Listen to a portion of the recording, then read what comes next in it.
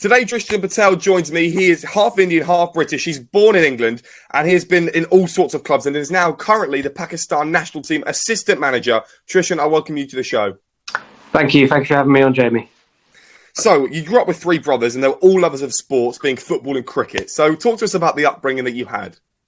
Yeah, so as you mentioned, three brothers, as you can imagine what it would be like in my household, just absolute chaos. I kind of feel sorry for my mum, in fact, because the vases were definitely broken. At one point, there was a window smashed in the garden. So it was very much a sport infused household. My mum's quite sporty. My dad is just an all-round. He was an all-rounder in terms of whatever was on TV. It would always just be sport. He would take us to local cricket matches or local football matches. So it was pretty much ingrained in us. And obviously having brothers, I think that competitive element always comes. And it was always a case of my older brothers never letting me win.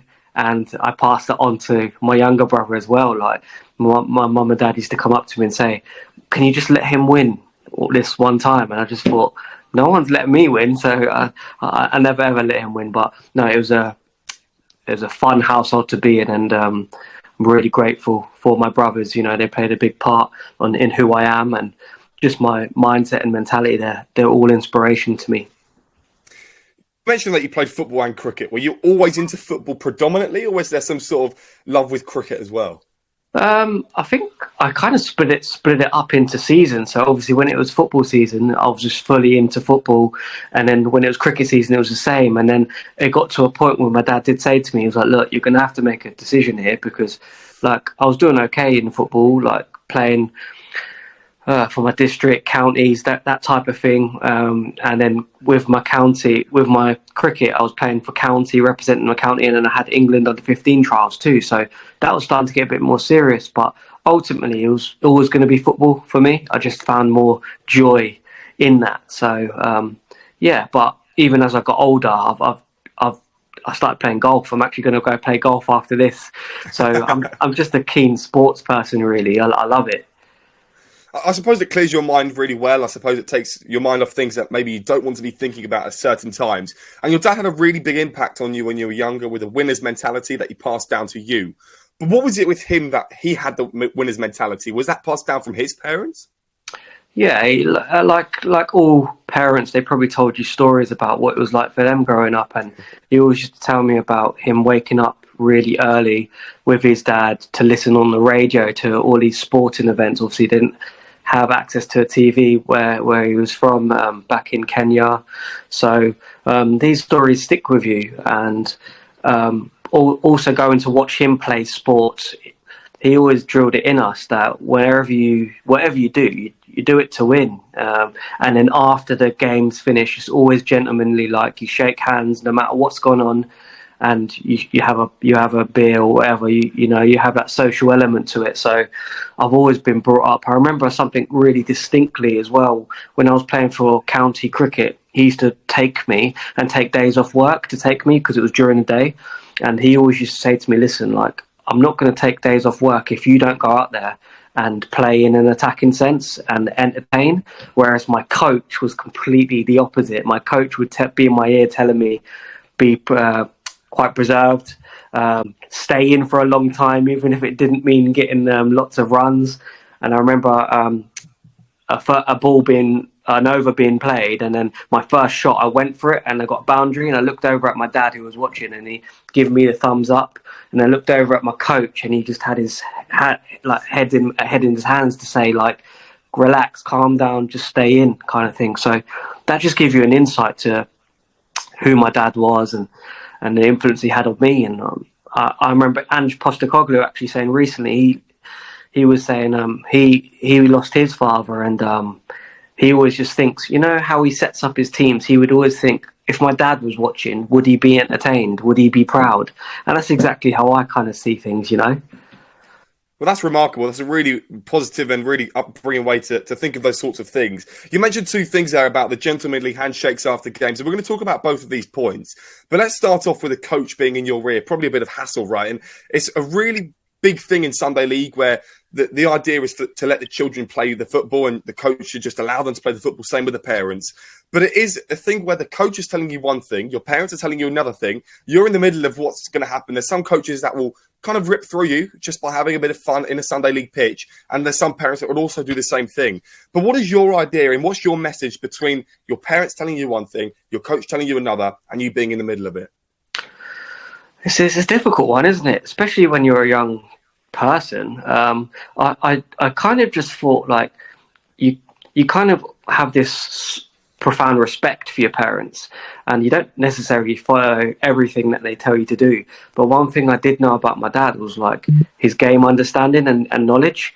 I really respected that. So whenever he was able to give me advice, he wasn't one of these parents that would analyze every single part of my game, but when he did speak about it, I kind of did listen, and it did kind of make sense to me when I compared what my coach was saying and what my dad was saying.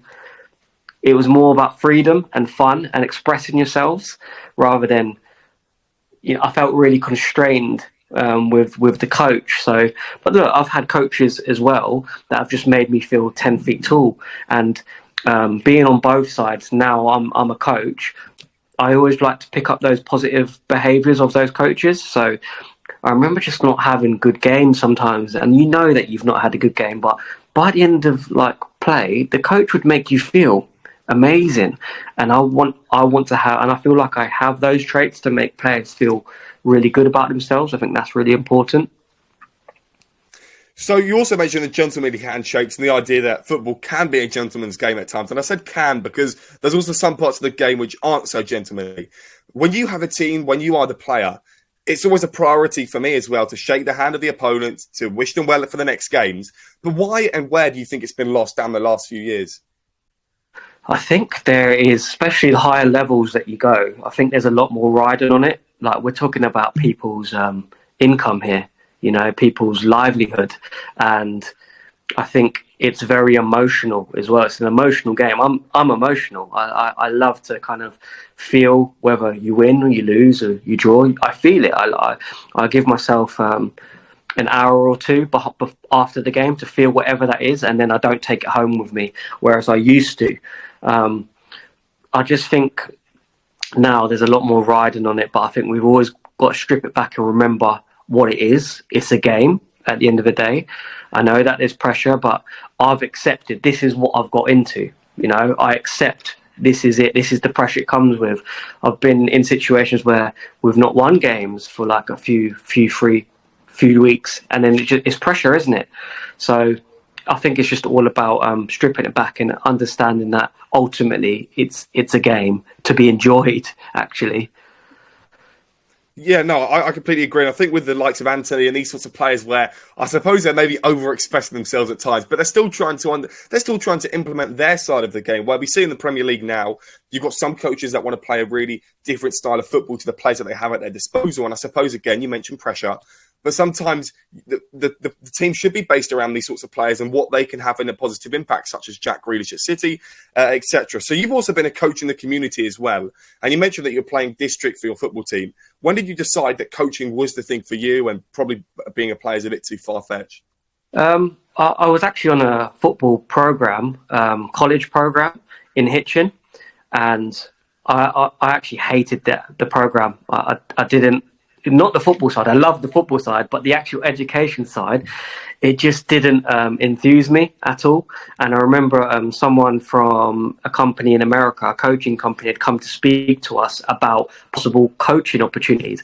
Never coached really in my life, and I was kind of at just a dead end, really. I wasn't really motivated. And then he just said to me, just apply and see what happens. Within 2 weeks of me applying, I'd got my visa, I had my flights booked, and I was ready to go out. And honestly, that I spent 3 months out there. As soon as I came back, I just knew. When you just got a feeling, and I thought, one, I'm actually quite good at this. I actually really enjoyed it. I thought I made a big difference to the young players out there. And I just loved it. I thought, wow, can you actually travel and work at the same time? I didn't think it was possible.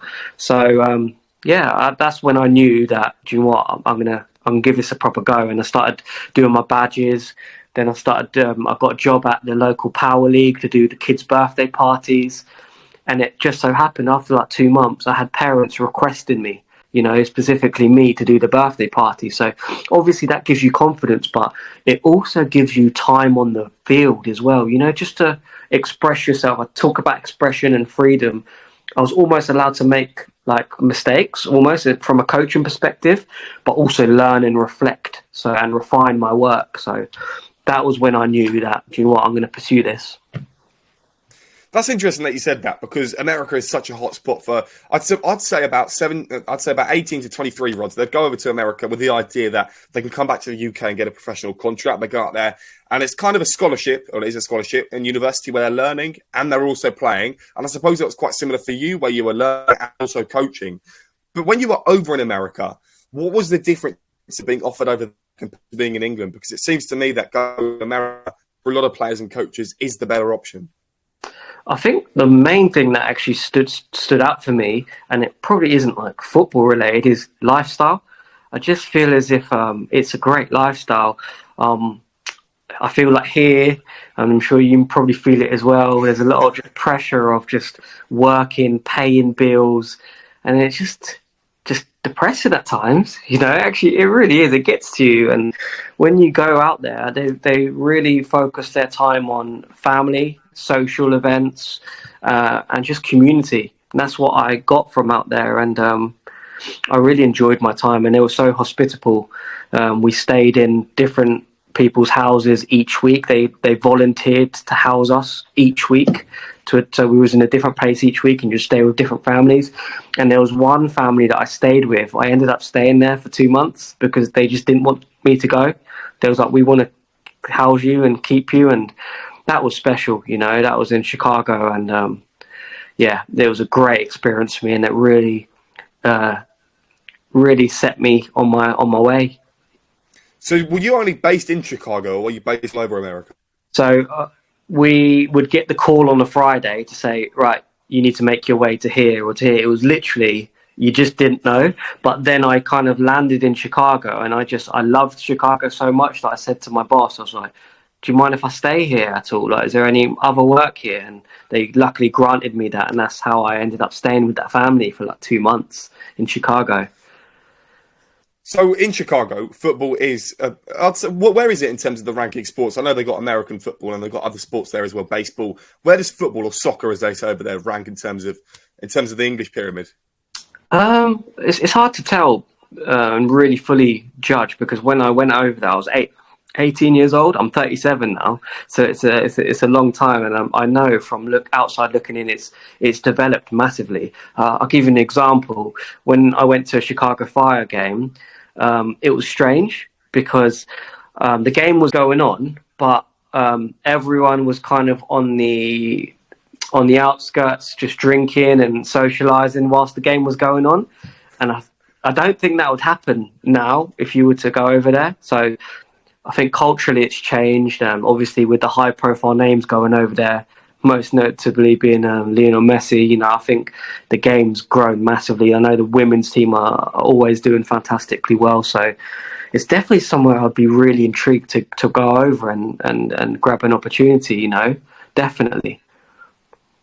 You're also a coach of the community. You were kind of overlapping at times, working for Luton and Liverpool, working for the FA as well. So in these, I don't know, about 10 years when you were doing this, what was going on in your actual coaching career? Were you just trying to develop as a coach? And talk to us about your first proper experiences at Luton, Liverpool, and a few other clubs as well. Yeah, like that gave me like regular opportunities to be on the grass, and that was what it was. And it was you just kind of sometimes when you're younger do things just to do things, and you don't realize the impact it had until further on. So obviously with Luton, I'm from Luton, so it just made sense for me to kind of do some work. Everything was like local.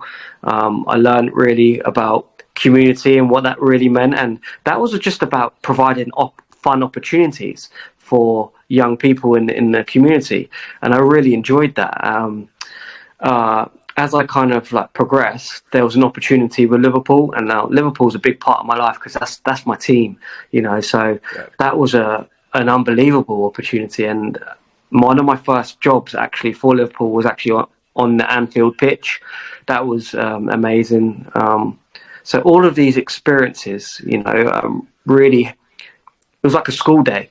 Before I kind of went up to the next level, which was like, more elite senior football, I felt as if this was a real good training ground for me, because you deal with so many young people. Like I remember going in a day, I was doing a 3 to 5 year old session, and then I'd go and do a 10 to 12-year-old session, and then I'd be working with teenagers. And that was such a great breakup of my day, because I had to be a different coach, different version of myself. And it also taught me, especially with the older players, taught me about behavior management. And funnily enough, I ended up, after my dad passed away in 2016, I ended up just setting up my own. I thought, you know what, I'm doing all this good work for other people. Let me do it myself now. And I've actually got a real good, thriving, successful behavior mentoring program in schools now. So that's obviously parked with my Pakistan job at the minute.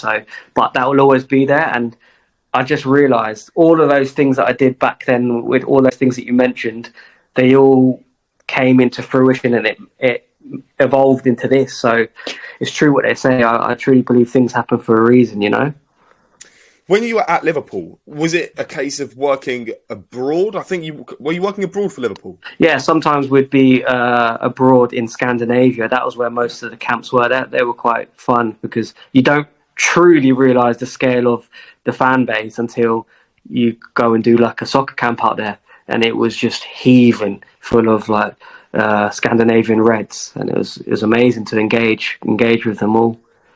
So you weren't working with like an academy at Liverpool. You were working for a kind of a branch within Liverpool, but outside of Liverpool at the same time, doing the things abroad and doing I suppose, like public events for fans abroad. Absolutely, yeah, like the soccer schools mainly. So it was mainly like the community stuff for Liverpool, but then we would have like corporate events back in Liverpool. So in the end, for me, it just got a bit too much in terms of the travelling for me to be available for work. Being from Luton, going to Liverpool's like 3-hour journey. Now I still go to the games, but that's slightly easier to kind of stomach. You can make a weekend of that, really. So, yeah.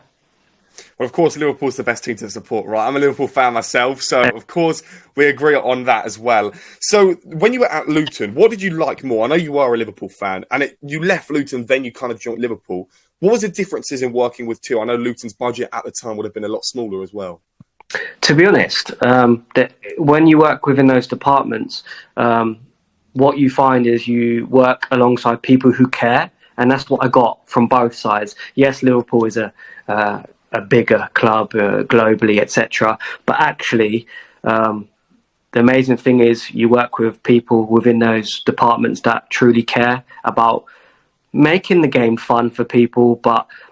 And this is where I've changed as a coach, where, again, you strip it back and you're just giving people an opportunity to enjoy the game and get away from whatever struggles that they come from, because we worked in some deprived areas in both organisations, and that's where I get my buzz, to really give those young people especially something to be happy about. So that was really special. And that was I wouldn't say like there's much differences, but that's what I want to highlight there. Actually, there's some really good people that care in those community departments. But you decided to leave, obviously, Luton, Liverpool, and working for communities, and kind of work for communities for yourself, where you obviously set up your own company, and it's still going now, and you're working in school. So is your ideal focus to help children maybe in the low income areas and focus them more on football and teach them how to move away from taking their anger out on something else? Like, football for me has given me so many life skills, and that is why I've used all those experiences to really give young people like a vehicle for them to kind of embrace those skills and learn. Like, one of my programs is social skills. For me and you to be able to talk like this, it's a big deal. Not everyone has the confidence to to look people in the eye, or just engage with people. So I would definitely say one of my biggest motivations just in life is to help. I'm here to serve. Obviously, I've learned as I've got older, I've got to help myself first before I can help others. But these are the things that I teach my young people. I feel like I'm 37 years old. I might look older, but I feel quite wise in terms of the experiences and things that I've gone through. My mum and dad divorced when I was 13, and there's lots of things that have happened that have affected me, and I feel as if I've had trauma from. This is what I feel as if I can relate to those people, young people who do come from deprived areas. Not all of them are single parent households, but most of them I'd say are. Not everyone's got a male role model. Where I'm from in Luton is very diverse as well, so for me to be a South Asian man, to hopefully inspire them is important too. So there's a lot of love, nurture and care in what I do, and I really take pride in that. I'm really proud to say that. Absolutely. And you mentioned male role models there. And I thought this is becoming quite something in recent years, I suppose, maybe with a lot more pressure on the Premier League to do something about it with the charities and organisations focusing around the men and men's mental health. And I like to focus upon this quite frequently. Why is it so important to have a male role model, in your opinion?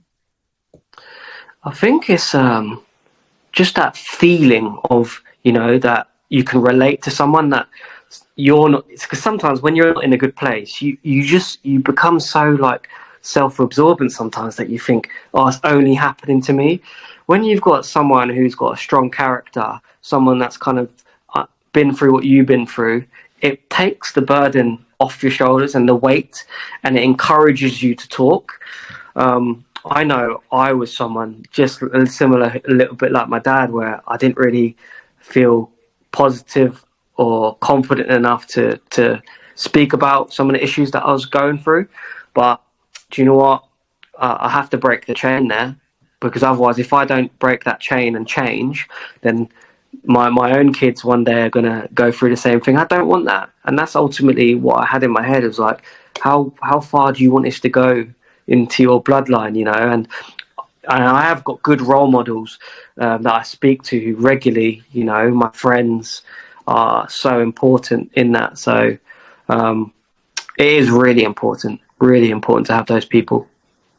I feel like for people who aren't too into football, and that might be from anywhere around the world, I feel as if there's a lot of criticism, not all the time, but I feel some of them can pose a bit of criticism onto people like myself and you, where they feel as if football's just a bit of a muckabout, it's not a gentlemanly sport, that it's just, they don't really have too much of an opinion, but in fact, it does take so much away from a negative mindset that people might pose, whether it be an hour and a half away from all of real life, and you could just go and focus on something that you enjoy. And I feel people need to open up their minds a little bit more and understand football's more than just a sport. Let's move back then into your career. Biggleswade FC, you were the assistant manager from 2019 to 2020 when obviously COVID hit. A 65.9% win percentage, and I suppose you had a really successful time there. That was a real start of like directing me to what it is I want to do and where I want to go, in terms of, that was my first taste of senior football. I would always work with young players, grassroots players, and it was an opportunity that, again, you kind of just, looking back, I don't know why I applied. I remember seeing it and I applied, and me and a manager called Chris Devan, who's from Luton as well. We're from Luton, but we didn't really know each other that well.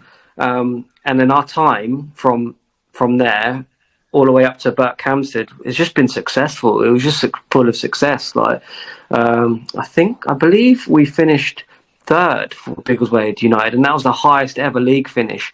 We were also due to be in a cup final, and we knocked out a Step 4 team on the way, but obviously COVID hit. So the timing was unfortunate, but I just feel as if it taught me a lot in terms of being in a senior changing room. It's completely different to anything else. You've got to be really strong-minded. You've got to show your character, and you've also got to deal with confrontation.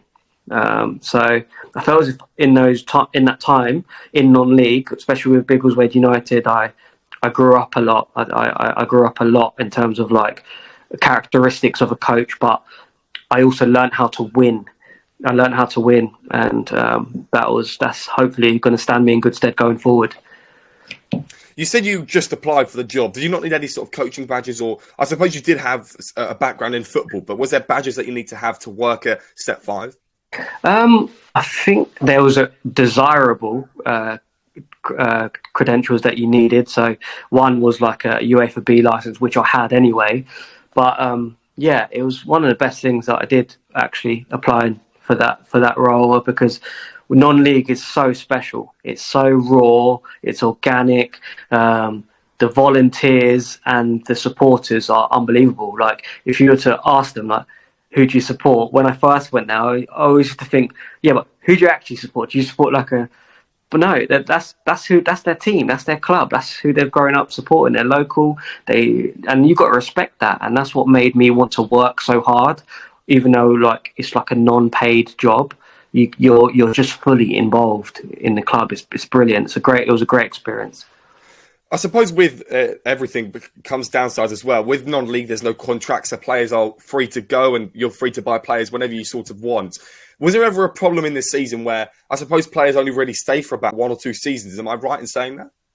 Yeah, I think there's a few factors that can kind of help with that. I think we were always a management team where we said we would never stand in anyone's way, and we meant that. In non-league, you'll get people...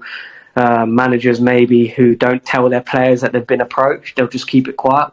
I just think respect, honesty, integrity plays a massive part in terms of that. When that happens, you got players we did have players when we started doing well. Of course, we had 7 days galore coming in for all of these players, but they actually didn't go, and we didn't stop them. We didn't say, don't go. They were just like, I actually enjoy my football here, and that's the biggest compliment that we could have had, at that time. And again, it taught you a lot. I think if you create an environment where it's enjoyable to come, and of course when you're winning, it's easier, and everyone wants to be part of a winning team.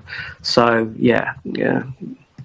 So you also mentioned about players being approached, I suppose, by other clubs and maybe other agents as well, because I know in non-league there's loads of agents around. How can you kind of map out to us step-by-step what it is like for a player to be approached at non-league? Because some players might not have agents. Is it an email that they send? Is it, I want to have this player? And if so, what is the process? Yeah, so say if I was the manager and I liked the player, I would then go and put a 7-day out via email. So the club secretary, you'd tell us club secretary to put a 7-day in for that player to their club. Now, the club on the other end, they can either waive the 7 days and say you can speak to them straight away, or they can allow the 7 days to occur, which I'm guessing during that time, they'll try and convince the player to stay. And then you're free to kind of speak to them, really. But also, another thing that I've learned growing up is like, there's a gentlemanly conduct, whereas if I like a player and I kind of don't know that manager, I will seek out that manager's number to give them a heads up and say, hi, look, I am interested in your player, just to let you know out of courtesy, I'm going to put a 7-day in for your player. And again, that's just that gentlemanly, unwritten kind of rule agreement, I think, that people live by. Not everyone does that, and I wouldn't take offence if someone doesn't do that to me, but I think there's certain gentlemanly law that you maybe got to go by. So but essentially what you're saying is a club would send out an email to the manager, hi, we're interested in this player. You have 7 days to turn it down or not. But even if they turn it down, can you still go for that player?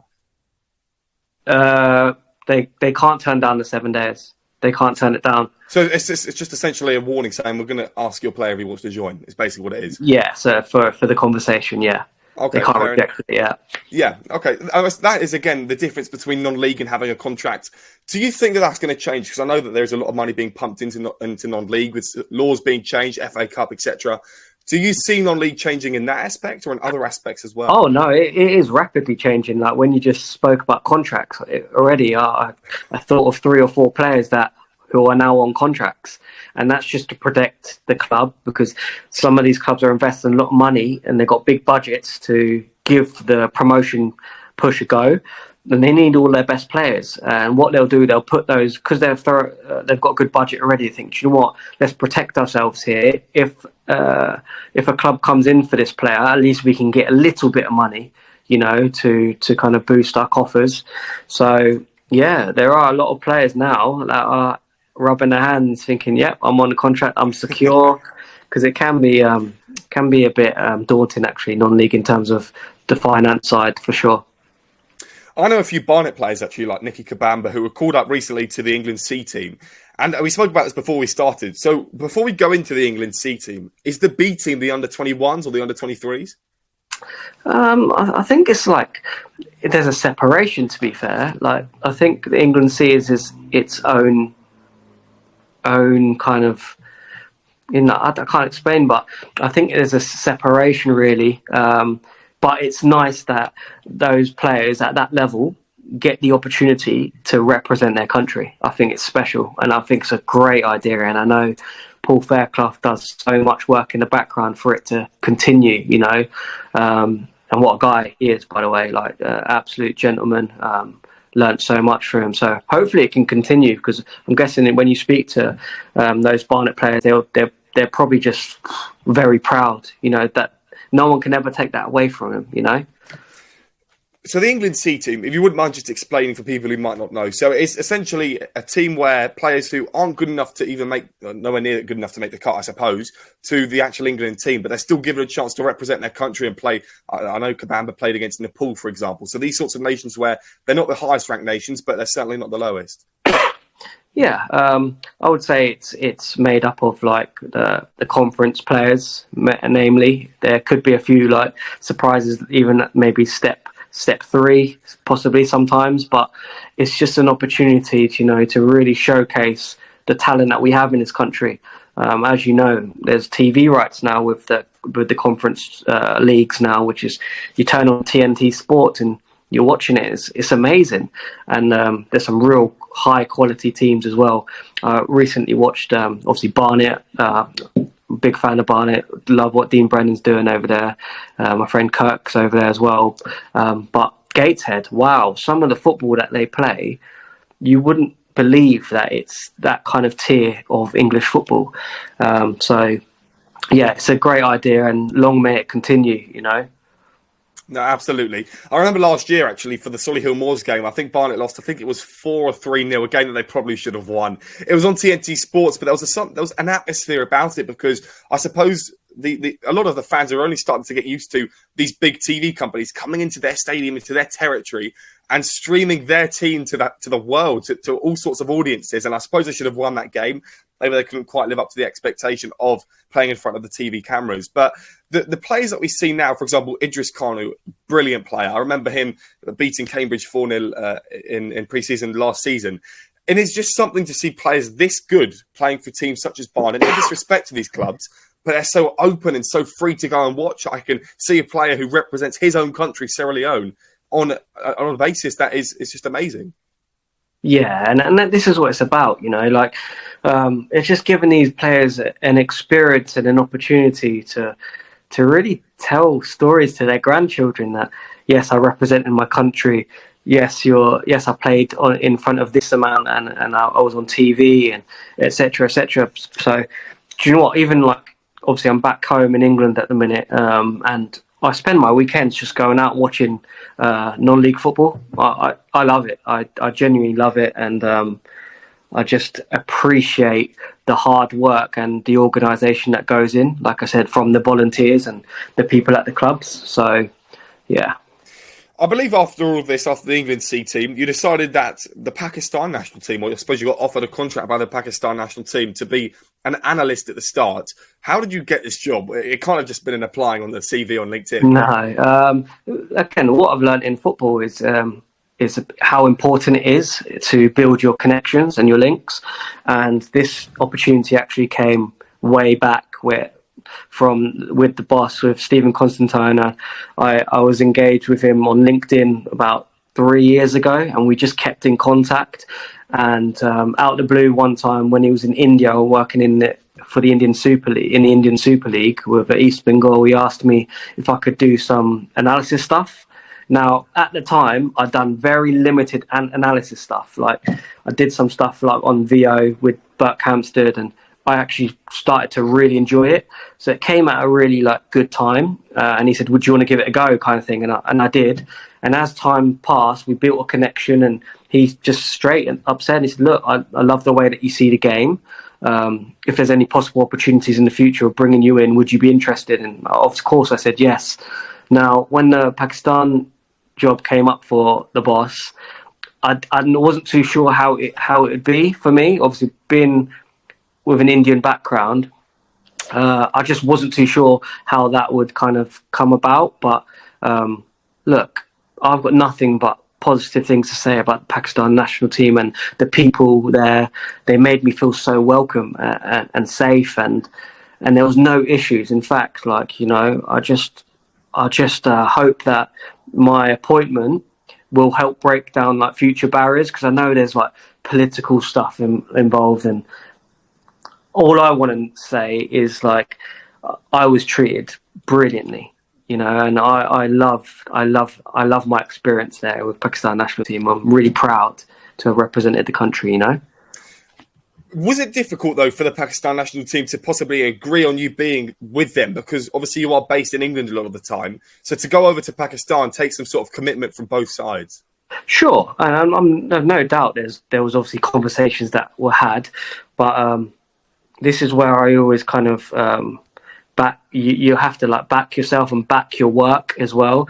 And I'm so grateful that the gaffer Stephen Constantine, he really appreciated my work and my value, and he definitely must have pushed for it. In fact, I know that he did. So I'm really grateful for that. And look, this is football. I think you've got to really earn your right. Even the first week I was there, I felt the spotlight was on me a little bit. But I enjoy that. I want to show people how good I am and what I can contribute. And it was just a brilliant experience when I went over for the camps. I loved it. You're saying appreciated in the past tense terms. I mean, is there a sort of a comeback for the Pakistan national team that you will sign a contract and stay past December?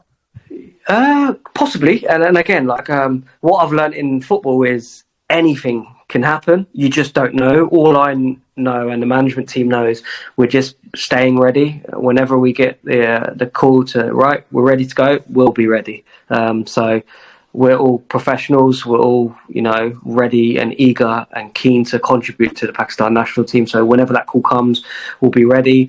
Whatever happens after December, who knows? I don't want to really speculate. It's like I said, anything can happen. But all I know is I just want to continue to work in professional game and add value and enjoy what I do. I love this job. Honestly, it's a dream come true. The first match was against Saudi Arabia, and I remember just sitting on the bench and looking over, and Roberto Mancini was just in the technical dugout, and on the bench was Yaya Toure, and it was just a real surreal moment, you know, from non-league football to international football within like a year. It was incredible. Do you think then, and this is no disrespect to any player who decides to go abroad, and let's focus this on players and maybe coaches as well. Do you feel as if there's a criticism in England which is yet to be spoken about, where it's harder to go professional here than it is to go professional abroad? For someone like Saudi Arabia, would you say the equivalent of that in England would be a bit lower down the football pyramid? Do you get what I'm coming from? Yeah, it's hard. It's hard to fully judge, you know, because all we do is get a snippet, whether that be on TV and you know, ratings in newspapers, etc., about what something is or something isn't. It's really difficult to judge, to be honest. And I also think it's quite also disrespectful that people can make like those assumptions. A lot of people, to be fair, ask me what the level is like with the Pakistan national team, and honestly, like, it surprised me, because I went in with a probably mentality of thinking, well, I'm not too sure what the standard's going to be like here, but there are some really good players there, you know, that I think can hold their own here in England for sure, given the opportunity. But again, it's all about opinions, isn't it? Everyone's got a different opinion, and that's okay, and that's fine. You part of your, I suppose, analysis work probably before you decided to get the assistant manager job or it got offered to you. You had to contribute to match day plans. Now, there's something preparing match day plans for a team, and there's another thing of managing it for a country. How did you manage match day plans for a country? How is it all set up? Fans going to the grounds away from home? Yeah, so I just maintained a consistent mentality in terms of whether it's for Berkhamsted or for Pakistan. I need to analyse and give the opposition that respect in terms of watching games, watching different games, and highlighting to our players in the most simplest form what they're good at, but most importantly, where we can exploit them. Now, when you look at the difference in terms of the quality between Saudi and Pakistan, it's pretty obvious that we weren't going to have a lot of the ball. So it's getting an understanding through to the players that we can also control the game without the ball too. That's possible. Of course, you want the ball, but I think it was just feeding those little snippets week by week, and then when you're there, actioning it in training and the time that you spend. And I feel as if we got a lot from having like these I was able to have one-to-one conversations and taking players through individually, looking at analysis video, and that's where I want to be day in, day out football. Like I want to get my hands dirty like that. I love that side. So yeah, that's kind of where I think analysis plays a huge part now, doesn't it? In everything, and it's definitely improved me as a coach. Whereas when I told you I'm quite emotional, whenever I was to watch games, you're quite emotional. I now always watch the game a day after. That's when you slept on it, and it's amazing how different you see the game when you watch it back a second time on video. You know, so it's definitely improved my learning about the game. But I also use it as evidence as well, you know, for players. Because sometimes they just might not be having you. Simple as that. Like, I don't believe him. Okay, come in, I'll show you this. What do you think about this? And okay, he is right. He is making sense. So I suppose there's a lot of questions that want to be asked from people outside this interview that would like to ask you some sort of questions. And I've come up with a few here that would be for players of all sorts of nationalities, whether it be in Pakistan, England, anywhere around the world. And the first one is, how were players called up to the national team? As you as the assistant coach, do you sit down with the national team manager and discuss what players will definitely be in, what players you will need to have a bit more of a look at? And how has it all worked out? Is there writing on the wall as to who you would like? I mean, how does it all work? I suppose this is something I can honestly say that obviously being quite new to the Pakistan organisation, like it was more of a sit back and view how this process works. So from what I can see, the manager has a big say in terms of who he'd like to invite on the camp, and this would obviously be from previous reports. There's a lot of report writing that goes on in terms of from the recruitment team. So they'll get together with the manager and they'll have a discussion about, you know, who's currently playing well, who's on the radar, who's up and coming. Because we had a couple of players on the camps who were just on the periphery of the squad, maybe not quite there, but we thought it was beneficial for them to come and experience that camp, and it was very beneficial for them. So there's lots that goes on. We had an under 17 player, and he ended up getting a full debut because he actually surprised us a lot on the camp. He was outstanding. We was like, do you know what? He's probably ready to have a go here. And he came on against Saudi in front of like 20,000 people. So it was really interesting to see that process. Obviously, there's a lot of video footage and things like that as well. So they'll have access to that as well. So, yeah. I suppose with England, they do it really well where they document the journey of players arriving from all their clubs into St George's Park. And is that the same with the Pakistan national team? I suppose with you're coming from England the majority of the time, heading over to Pakistan. And how long are you in the camps for? Free food, free drink, free everything, I suppose. So talk to us about that. Yeah, for sure. We get treated really well. We was... and all of those things, like you said, in terms of like how England document their journey, we've got like a media team and everything like that. Honestly, it's top class. We stayed in a really top hotel with security. Security out there is different, whereas you've got approach gates when there's people with with the security guards with guns. So you're definitely in a safe environment in that sense. You feel protected. But yeah, foods, obviously everything's like laid out. It's obviously healthy food: chicken, rice, vegetables, all the things that you would assume that we would have as a professional outfit. So yeah, it was the training ground was okay. Obviously, we had to do sessions early in the morning, like 7 o'clock start, and then we'd come back for a second session in the evening. Just for the fact that in the daytime it's just so hot, like you're dripping. So after training, we'd either just rest. Well, the players would rest. The management team would still be working, like doing like having meetings with players, etc., analysis stuff, watching games. So yeah, it was an unbelievable experience. As the assistant manager for the manager, and I suppose for all the coaching staff, it's probably the same answer. But are you in a WhatsApp group, or are you in a group chat with all the players where you can all communicate together?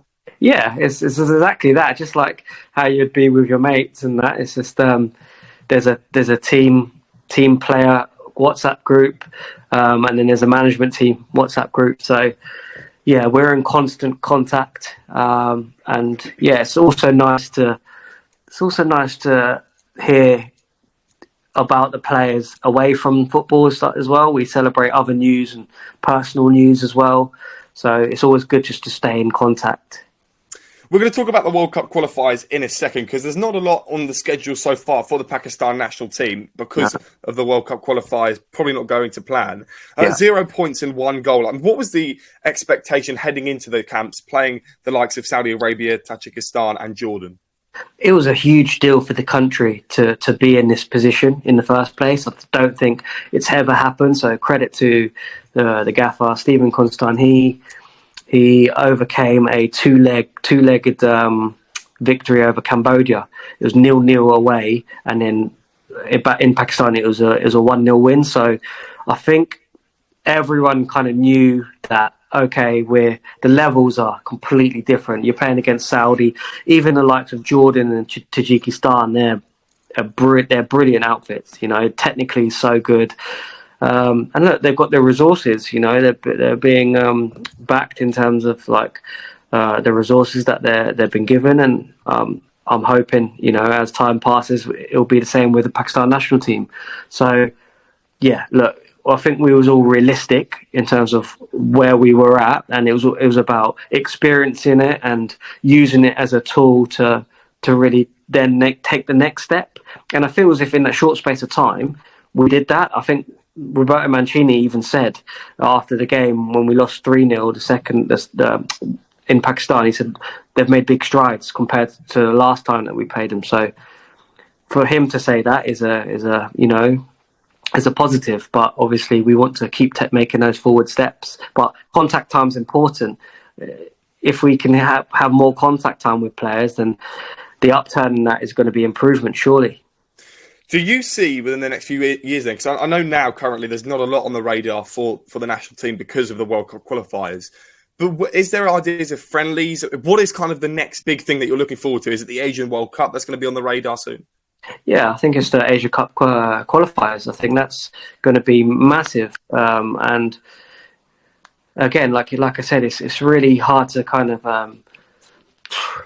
give you an idea of what's going to happen, because at the minute we're not too sure. I know there's elections going on currently in Pakistan, and these are things that are new to me, you know, that I'm learning about. So for us, it's just about just being really patient and just waiting to see what develops.